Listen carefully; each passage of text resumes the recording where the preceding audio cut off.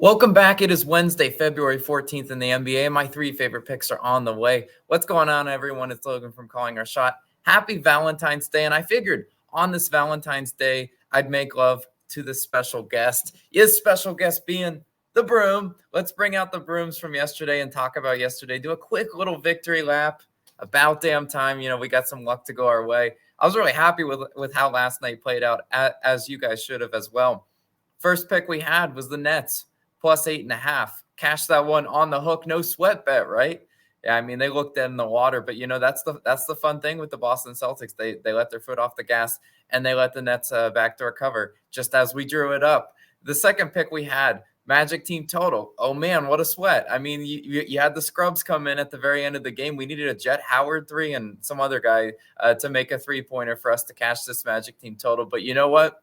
We'll take it nonetheless. I love how basketball, works for us. And then we had a no sweat bet. Great call on Austin's prop of the day with Anthony Edwards points. Ant-Man crushed that line. I think it was like an early third quarter cash. We will absolutely take it. That's the 3-0 sweep that I was hoping we could get before Austin returns to his honeymoon. Let's finish out the rest of the pre-All-Star break, in this same sort of fashion. We're going to follow the exact same formula as yesterday, where we had one player prop that was Austin's picking, and then two spreads that I do like. So without further ado, let's dive into today's picks. Hopefully you can make a little extra money to treat your significant other on this Valentine's Day. But let's start it off with Austin's player prop. And it's going to be an under, and you're not going to like it, but we're riding with it nonetheless. It's Jason Tatum of the Celtics, under 29.5 points, minus 118 odds on FanDuel, currently your best value there. Now, as I mentioned, this is Austin's prop of the day, courtesy of him. Now, if you want his head on a stick, if Jason Tatum drops 40, go get his head, not mine. No, just kidding. I totally co-sign this pick. I love the research behind it, too, because you know what? I just think this is a great spot to play as under. If your book doesn't have a line, just be patient. Play this down to 28.5. I really, every book should get a line if Jason Tatum plays in this game, but I would probably play it down to 28.5. Don't see much movement changing there. But yesterday's prop was sweat-free. This one likely won't be that, but there's, we can certainly hope, and pray that it is. When you pick an under, normally you have to sweat out every minute. No chance we get a blowout on our side, right? It can be scary fading superstars as well, but we must remember there's more ways Tatum can go under a line than he can go over it. As I mentioned, blowout. I would love that to be on our side, but Tatum just torched the Nets for 41 points last night in Brooklyn, making me regret my Nets plus 8.5 pick. For a lot of that game, he shot 12 for 26, made 5 of 11 threes. He absolutely did cook the Nets yesterday. But I do want to note, at one point, I think he was like 4 for 6 from 3. He started out really hot, and then it tapered off, in the second half. So he did obviously, quiet down in the second half. But today we get a change of scenery as they have the exact same matchup. The Nets this time going to Boston to face the Celtics. I expect the Nets to shift their defensive scheme here. You just gave up 41, and that coverage clearly didn't work. Now Ben Simmons will miss this game. Cam Johnson likely return. So their defensive scheme is going to have to change anyway. And despite making 5 threes last night, Tatum's under 3.5 threes is heavily juiced to the minus 160.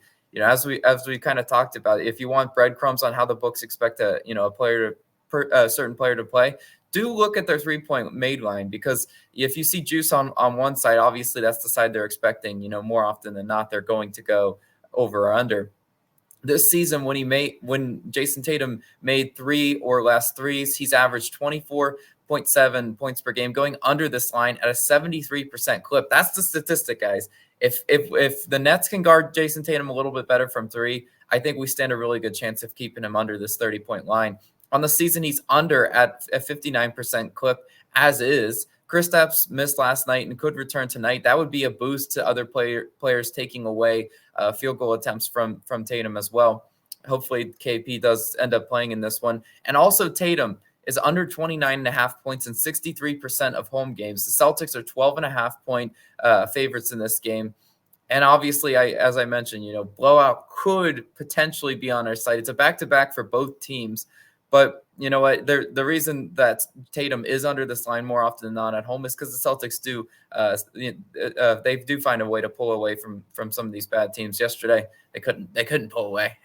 But also yesterday the Celtics bench produced a big 12 points combined. Hauser and Pritchard shot 2 for 9 combined.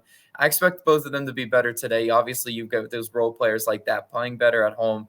And additionally, Jaylen Brown shot 7 for 19. Obviously, if he sees a little bit better of volume or efficiency, he should get the ball more, and that takes it out of Tatum's hands. This is the last game also before the All-Star break for the Celtics. They've managed their core lineups minutes the whole first half of the year. I don't see them running Tatum into the ground here. This isn't Game 7 of the NBA Finals, do or die. I do think they'll minutes manage him as according, but. And I also see too many ways Jason Tatum goes under this performance than he does over. We have a blowout, bad shooting performance, foul trouble, Nets doubling him even, because after he just scored 41, you got to give him more defensive attention. And so sorry, Tatum. We're fading you today. If you're watching this video and you need that extra motivation pre-All-Star break, just chill. How about 10 assists? That sounds good tonight. Right, Jason Tatum? Treat us nicely for Austin's favorite player prop of the day. I do really like it. I co-signed the research on that one, so don't think it's just him. I also do give my stamp of approval there. But let's talk about the spreads. This is where we thrived yesterday.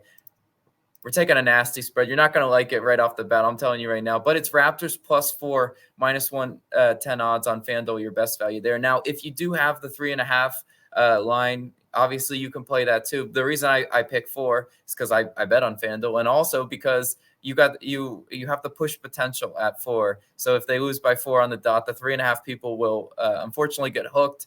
But the 4 does have the push potential, and I do like this spot and this matchup for the Raptors. No one likes backing the Raptors in general, but I do see value in the home underdog role here. As I mentioned, guys, home underdogs is where I want to be. I don't normally like laying a whole lot of points, with these mega favorites, especially mega road favorites at all. But we look at the Raptors. They've not been a profitable team ATS. That's why I'm going to get some pushback on this one, and I'm totally fine with that. Let's talk about injury report first. You got Mathurin and you got Halliburton, game time decision for Indiana. RJ Barrett, game time decision for Toronto. If any of those players, miss, do I see it, monumentally shifting the line, maybe like a point or so. But the last time these two teams played, Toronto won in Indiana, 132 to 131, an absolute barn burner of a game there. So they already won. Toronto actually already won, playing the road as the road team. But that was a different Raptors team. Obviously, back in November, they had Siakam, they had OG Anunoby, they had Dennis Schroeder as well. This team is different. It is different constructed, and I don't mind actually this matchup even this time around, even though it is a different roster construction. Indiana, in my opinion, just isn't good enough to be laying points on the road like this. Defensively, their defense is not good enough to be able to run and hide from a team even like Toronto, even if Toronto's been playing down this year. Indiana was just heavy road favorites in Charlotte and lost that game outright. A lot of people probably got burned by that one.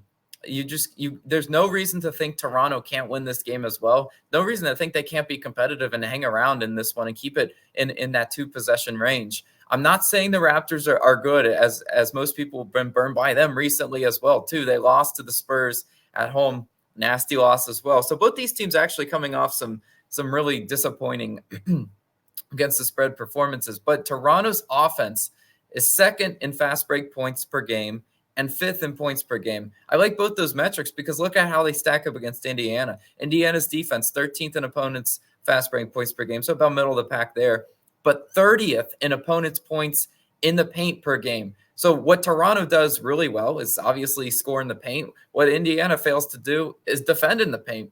I like that for today. I think we look at Jakob Poeltl, obviously Barnes. I think they should find success in the paint today. Barnes had 20 points in their previous matchup, so he's already, kind of seen this defense, and he's done pretty well. Even a slasher like Emmanuel quickly should get some looks inside and be able to get to the hoop.